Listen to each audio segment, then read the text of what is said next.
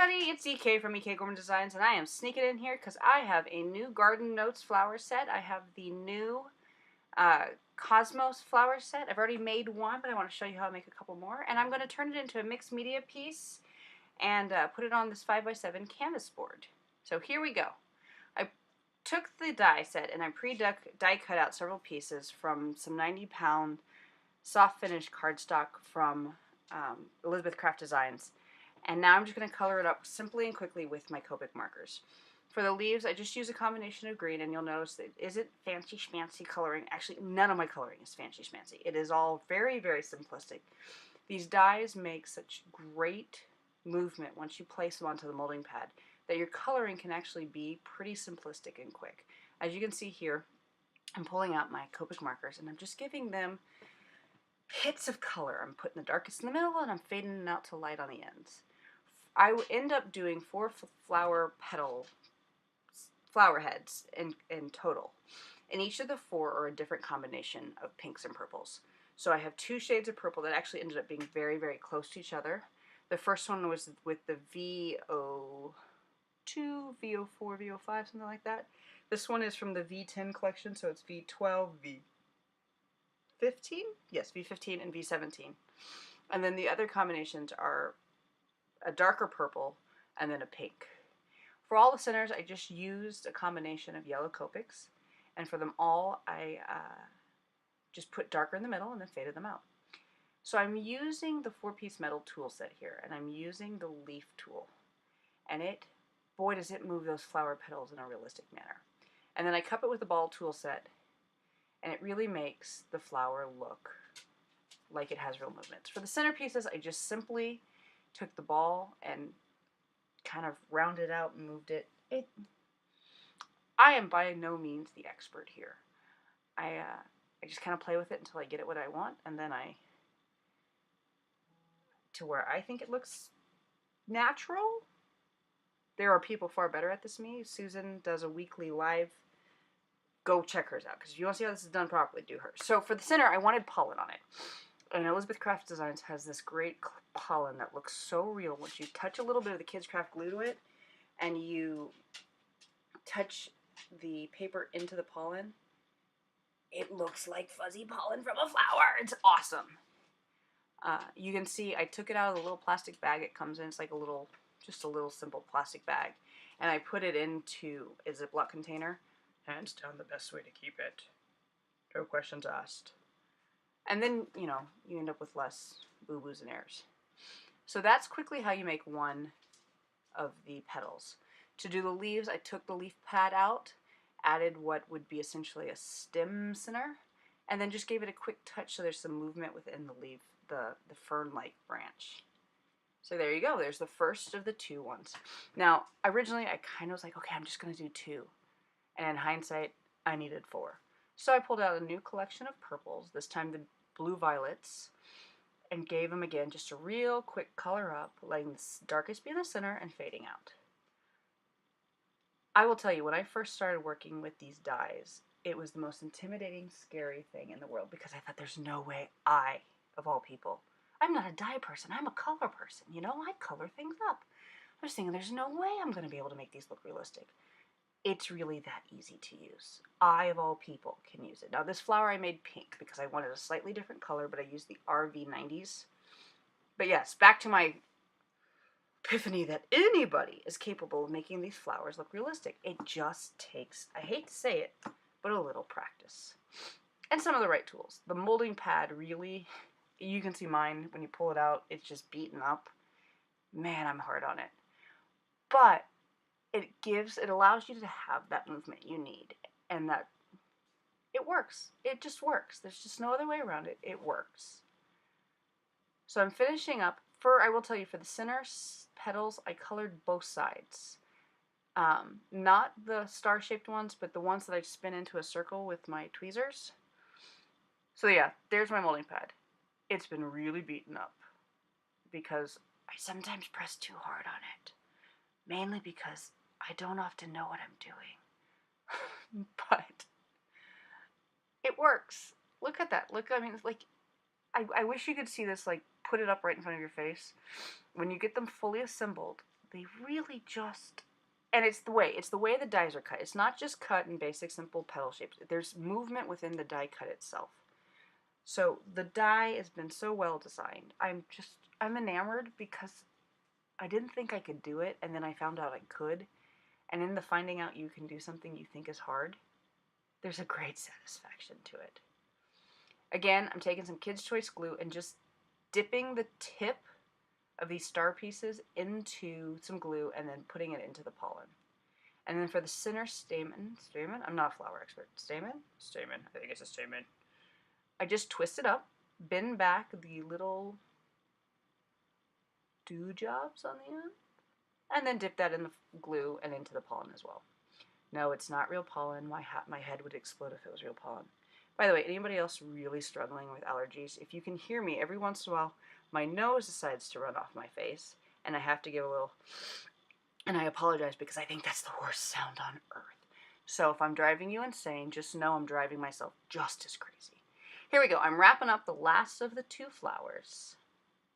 And I did decide, yes, 4 flower heads, but I cheated and only made the 2 flower stems and the 4 fern-like leaves because I didn't want the project to become about stems and leaves. I wanted the focal point to be the flower heads. Now I'm pulling out my 5x7 canvas board. Now this, you can pick this up at any big box store. It's nothing fancy or special. Actually, it's really a cheap canvas board. And I thought maybe I'd take out my distress paints because they're feeling kind of neglected. They're so neglected the daubers no longer work. I kind of should suck it up and buy some new daubers, but the palette knife really works just fine. You just kind of stick it in and you pull some paint out. So I pulled Squeezed Lemon, Mustard Seed, and this is Wild Honey. Also, the dauber's not working. I should probably just clean the daubers off. That might work, but I don't know. I'll just use my palette knife for now. If it annoys me enough, I'll get some clean daubers. Or some drip tops. Those are my favorites now, the drip tops. But I've got this combination of distress paints, and then I pulled out some of the Mixed Media Heavy Cheddar, because that's not water reactive. So I wanted this really strong orange that wasn't going to react with water, because I will tell you, I'm going to hit this with a little bit of water and let it do its crazy, amazing distress thing. Distress paints are cool for a reason. You hit it with water, and it looks, especially with something abstract like this where you're moving color around like I'm doing with a palette knife, there's no rhyme or reason here, people. I'm trying not to ruin all the squeezed lemonade. That's the key here. I'm like, okay, I've got some dark oranges and I don't want to smear it too heavily into the light yellows. That's as much thought process I'm putting into it. But with distress paint, you give it a good spray of water and suddenly you have this background. It works the same way as the distress inks or oxides, where all of a sudden it distresses, it changes, it evolves. So as the paint stands right now, I'm not really crazy about it. But here I go. I'm going to throw a little water onto it and hit it with some heat to help it dry, and suddenly this very plain yellow and orange background becomes really interesting, and it looks like I have put far more interest in it than I have. Now I'm pulling out some of the new planner dies. I'm not a planner person traditionally. I have a giant planner, and sometimes I stamp in it because I feel like I'm supposed to, but I'm not, like, there are planner girls out there. I'm not one of them. But when I saw these new planner stamps, I didn't think my planner. I thought, what an amazing mixed media stamp. It is the perfect background stamps. They're the right size for my fingers. You know, so I'm not using an acrylic block. I'm just kind of, I'm sure the boss ladies over at Elizabeth Craft Design are going to be like, that's not how they're supposed to be used. But for me, it is the greatest collection of mixed media background stamps. I am so excited. I now have a couple sets of stamps from the new planner collection, and you're going to see me put them all over mixed media projects because I think they're perfect. I haven't been this excited about stamps for mixed media in a long time. I do a lot of small mixed media pieces, not giant canvases where I need giant 5x7 stamps. I do little pieces, and these are little great background stamps. So stay tuned because you're going to see a multitude of planner stamps being used in non-planner ways. Back to this piece. I put a bunch of gel medium onto the quarter because I wanted to create a dirt pile. Yes, you heard that right. I wanted to create a dirt pile, but I didn't want to actually use dirt. So I pulled out these art stones and press them into my wet gel medium. I'm going to be cleaning up art stones from my desk for a month. Because not only did I use the big ones, I pulled out the micro ones and filled in all the gaps with art stones. What I forgot is I normally push them into molding paste, which is a heavier concentrated paste. And when I do use gel, I normally use heavy body gel because it grabs onto them more.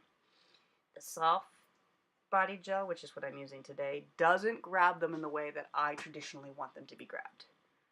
Live and learn and move on, because that's what I'm doing here. I did want this very corner section to be a level thicker than the rest of the canvas. So I added one more layer of soft medium gel. And then all the art stones that are all over my desk, I tried to pick up and put back onto the project. Here's a really scary moment where I was like, I'll just pick the paper up and pour it on. Look, I did it. See, y'all thought I was going to spill it all over the place. I thought I was going to spill it all over the place. But alas, I was okay. So here you go. I'm just putting the last of it in.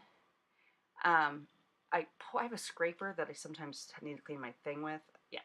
It made an appearance for no reason other than art stones were hanging at it.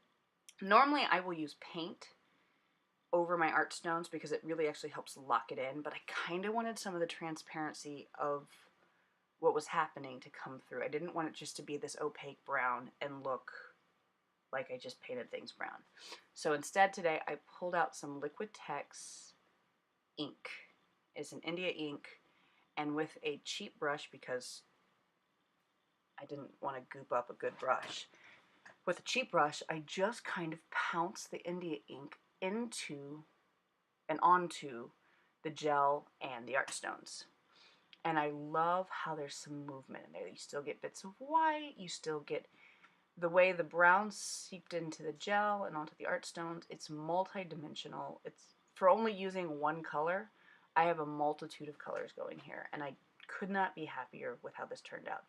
The problem is it didn't lock the stones down the way I traditionally did. So after the fact, I ended up grabbing some spray varnish and spray varnishing the whole thing down, and that has actually officially glued things in. Because I knew some of the stones were lifting up, I pulled out my soft body gel again, and with that cheap paintbrush, just kind of painted the art stones with gel medium.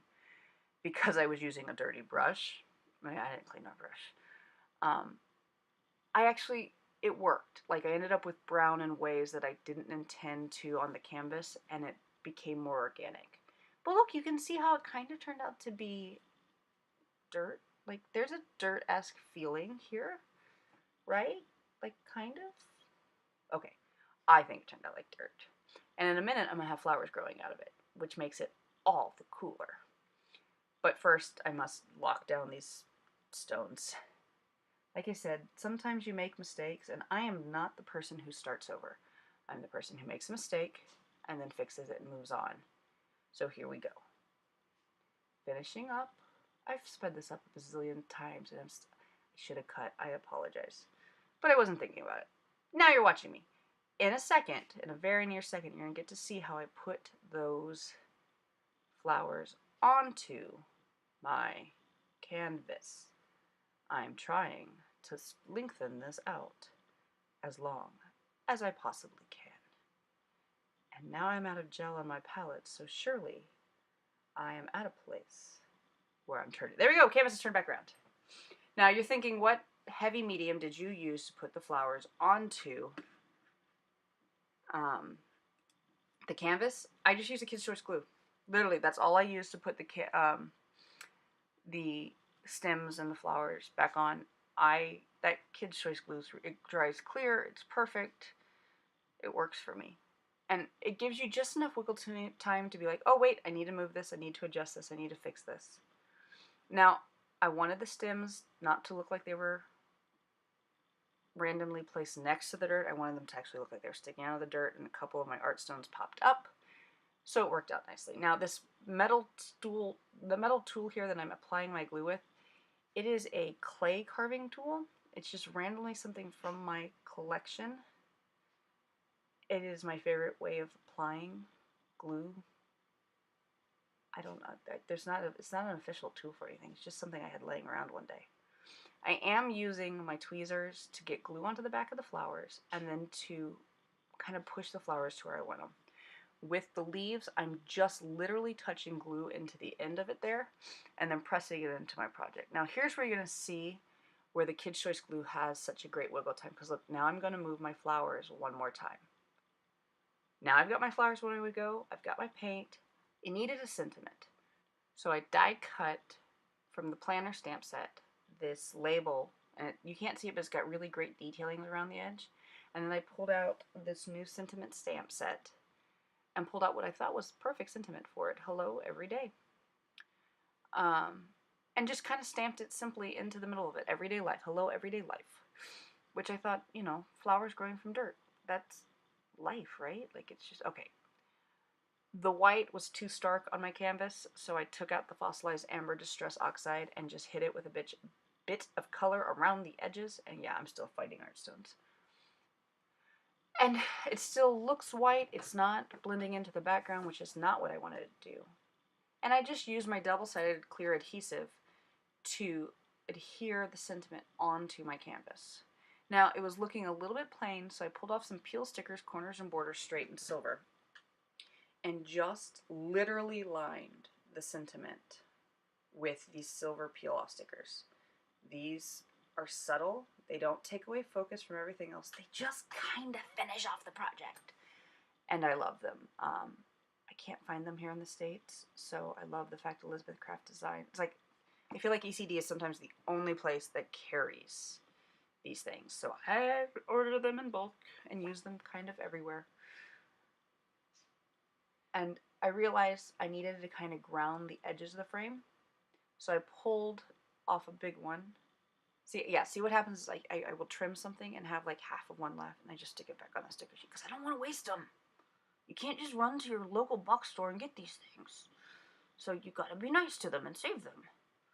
Yes, this one was a little bit hard because the label, die cut label, was